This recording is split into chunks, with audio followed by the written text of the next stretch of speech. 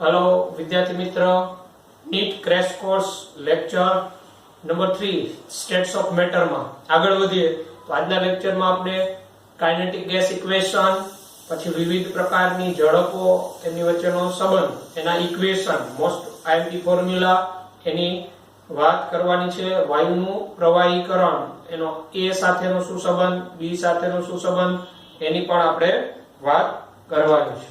તો kinetic gas equation ગતિકીય સમીકરણ kinetic gas equation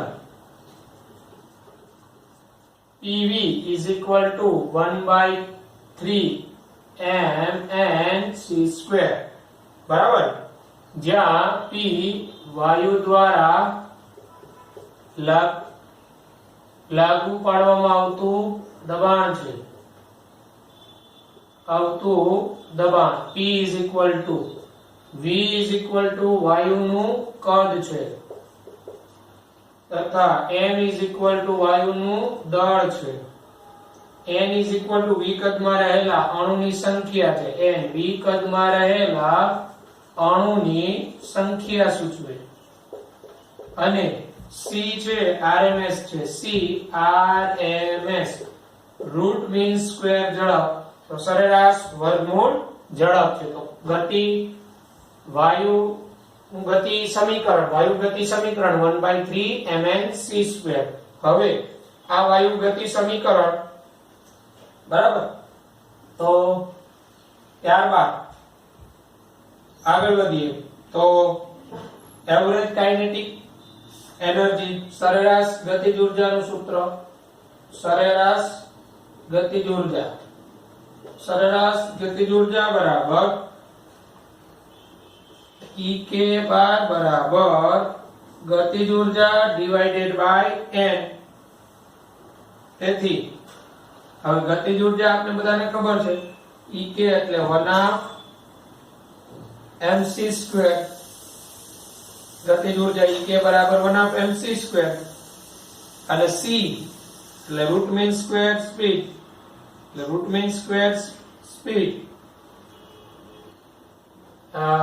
mv square બરાબર 1/mv સ્ક્વેર।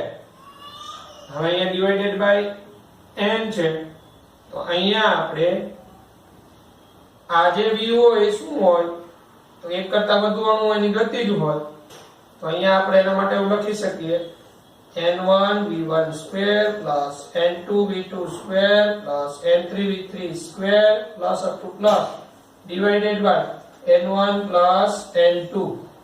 પણ આના બરાબર તો આપણે c મૂકી શકીએ તેથી Ek બાર બરાબર 1/mc સ્ક્વેર, જ્યાં c છે રૂટ મીન સ્ક્વેર સ્પીડ છે, c rms root mean square ઝડપ કહેવાય c। લા સરેરાશ ગતિજ ઊર્જાનું સૂત્ર બરાબર, સરેરાશ ગતિજ ઊર્જાનું સૂત્ર। પછી આ જે સરેરાશ ગતિજ ઊર્જા અને એના પરથી આપણે સરેરાશ ગતિજ ઊર્જા અને rms વચ્ચેનો સંબંધ થયો Ek બાર બરાબર 1/mc સ્ક્વેર, c એટલે rms ઝડપ, m એટલે દળ, 1/2 આ તમને સરેરાશ ગતિજ ઊર્જા મળે બરાબર Ek/n પરથી।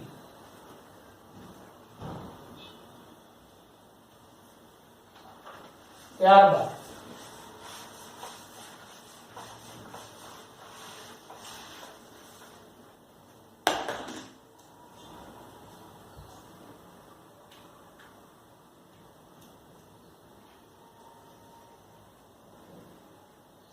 જો અહીંયા કાઇનેટિક ગેસ ઇક્વેશન આપણે જોયું। Kinetic gas equation PV is equal to 1/3 mnc square। PV is equal to 1/3 mnc square। PV is equal to 1/3 mc square કહી શકાય for 1 mole gas। 1 mole gas for 1 mole gas, mall બરાબર વજન છેદમાં આણ્વીય દળ। હવે આ એક હોય તો અહીંયા m બરાબર m થઈ જાય ને, તેથી અહીંયા m ની જગ્યાએ કેપિટલ M આવી ગયો. હવે અહીંયા હું c² ને કરતા બનાવું તો 3pv by m થાય. તેથી c = √3pv by m થાય. 3pv by m બરાબર. હવે અહીંયા આપણે આ ખબર છે m/v = ડેન્સિટી થાય, ઘનતા થાય. m/v તો v by m એટલે 1/d થાય. તેથી c બરાબર √3p by d પણ થાય સૂત્ર. અને અહીંયા n બરાબર 1 છે તો pv = RT થાય. તેથી c = √3RT by પણ m થાય. આ જે થાય RMS ઝડપ થાય. RMS ઝડપનું સૂત્ર √3RT by m √3p by d કહેવાય. 1 મોલ વાયુ હોય તો √3pv by m પણ કહેવાય. RMS speed root mean square ઝડપ બરાબર. RMS સ્પીડ ના ફોર્મ્યુલા આવડવા જોઈએ.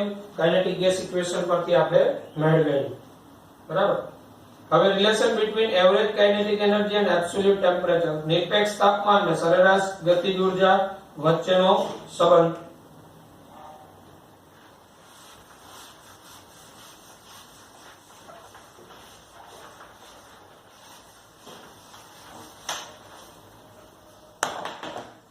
તો સરેરાશ ગતિજ ઊર્જા અને નિરપેક્ષ તાપમાન વચ્ચેનો સંબંધ. સરેરાશ ગતિજ ઊર્જા અને નિરપેક્ષ તાપમાન વચ્ચેનો સંબંધ. તાપમાન વચ્ચેનો સંબંધ.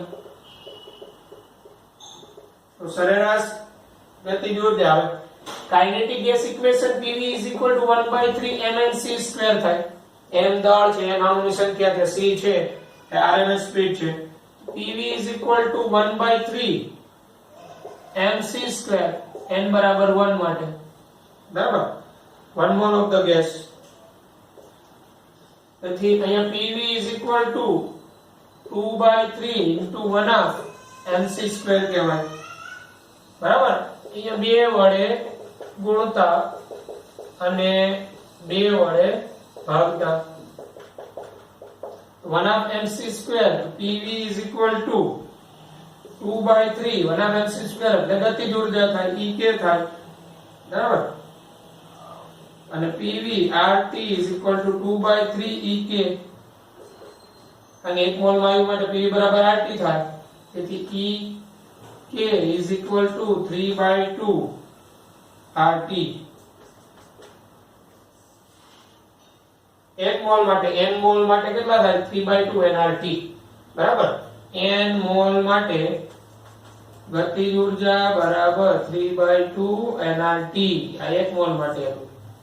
આ રીતે તમને મોલ આપેલા હોય ગતિજ ઊર્જા પૂછે તો આ સૂત્રથી મેળવી શકાય બરાબર છે.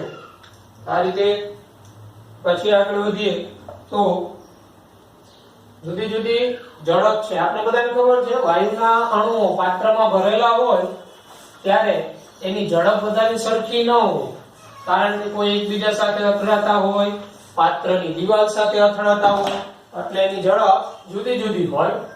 આ રીતે વાયુના અણુઓ પાત્રમાં ગતિ કરતા હોય અસ્તવ્યસ્ત, બધાની ઝડપ સરખી ન હોય, પણ એ ઝડપની વહેંચણી 3 પ્રકારે થાય. એ ઝડપની વહેંચણી 3 પ્રકારે કઈ રીતે?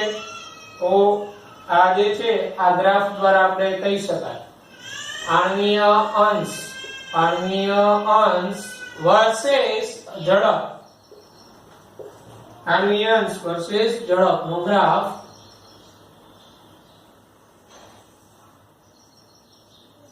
આ જે છે આને મહત્તમ સંભાવ્ય ઝડપ કહેવાય, જેને આપણે C સ્ટાર વડે દર્શાવીએ.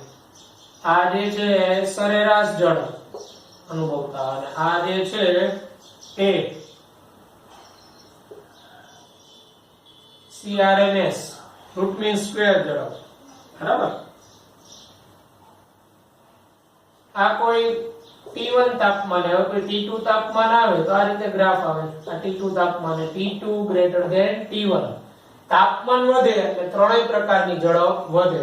તો આ C સ્ટાર મહત્તમ સંભાવ્ય ઝડપ. મહત્તમ સંભાવ્ય ઝડપનું ફોર્મ્યુલા તમને આવડવું જોઈએ. તો મહત્તમ સંભાવ્ય ઝડપ is equal to under root 2RT by m થાય. પછી સરેરાશ ઝડપ average speed under root 8RT by pi m થાય. અને RMS root mean square speed under root હમણાં આપણે જોયું 3RT by m થાય.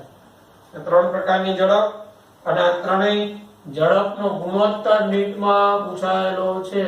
એવરેજ RMS તો આનો ગુણોત્તર તો આમાં અહીંયા √2 અહીંયા under root 8 by pi under root 3 અને સાદુરૂપ આપીએ તો 1.414 1.596 1.732 બરાબર. આ 1.414 વડે બધાને ભાગી નાખીએ તો આ ગુણોત્તર આવે એનો 1 જેમ 1.128 જેમ 1.224. એનો અર્થ એવો થાય કઈ ઝડપ સૌથી વધારે થાય બરાબર. અહીંયા આપણે જે ગુણોત્તર આવેલો એ આ ત્રણેય ઝડપનો ગુણોત્તર તો એમાં સૌથી વધુ ઝડપ કઈ હોય RMS. RMS ઝડપ, ત્યારબાદ સરેરાશ ઝડપ અને ત્યારબાદ મહત્તમ સંભાવ્ય ઝડપ. તો આ ત્રણ ઝડપ જે ના ફોર્મ્યુલા અને નો ગુણોત્તર. તો આ ફોર્મ્યુલા ઇમ્પોર્ટન્ટ અને આ ગુણોત્તર શું આવે પણ ઇમ્પોર્ટન્ટ. આને યાદ રાખવા માટે શોર્ટ ફોર્મ્યુલા રામ યાદ રાખવાનું. રામ નો R greater than A greater than M. Root mean square speed, RMS speed, A for average અને M for most probable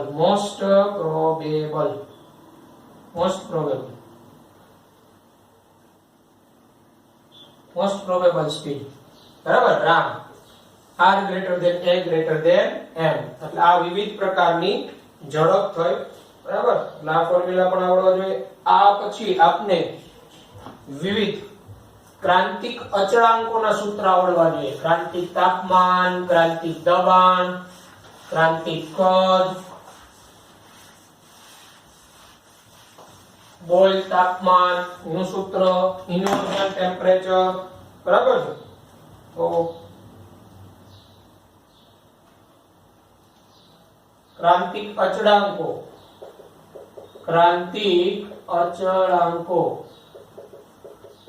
તો ક્રાંતિક અચળાંકોના સૂત્રમાં PC ક્રાંતિક દબાણનું સૂત્ર A/27b².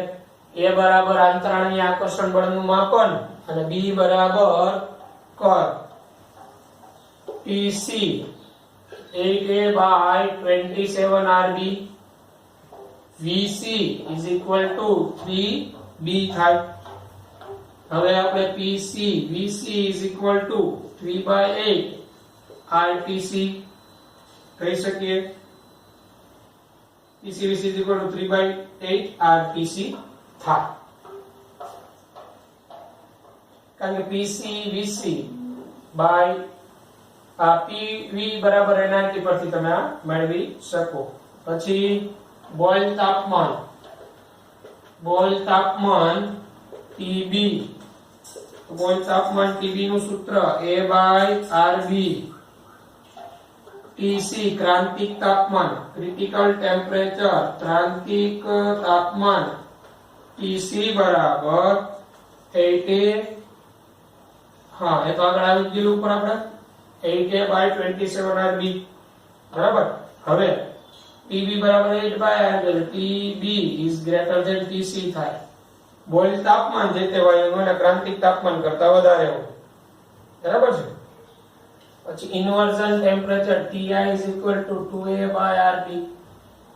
Inversion temperature TI. Inversion temperature એટલે એવું ટેમ્પરેચર કે જ્યારે not observed cooling and heating effect.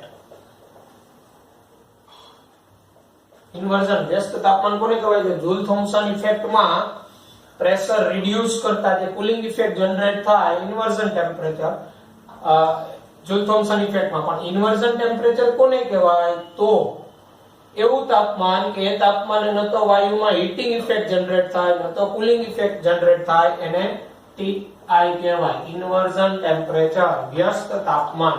એટલે TB, TC અને TI આ ત્રણેયના ફોર્મ્યુલા તમે સરખાવો તો ત્રણેયમાં A/RB તો આવે જ છે. TB એટલે A/RB, TC એટલે 8/27RB અને TI = 2A/RB. તો આપને કોઈનો A આપેલો હોય, B નું મૂલ્ય આપેલું હોય, ક્રાંતિક તાપમાન પૂછે તો આ સૂત્રથી ગણી શકાય. R તો વાયુ અચળાંક છે, એનું મૂલ્ય અચળ છે.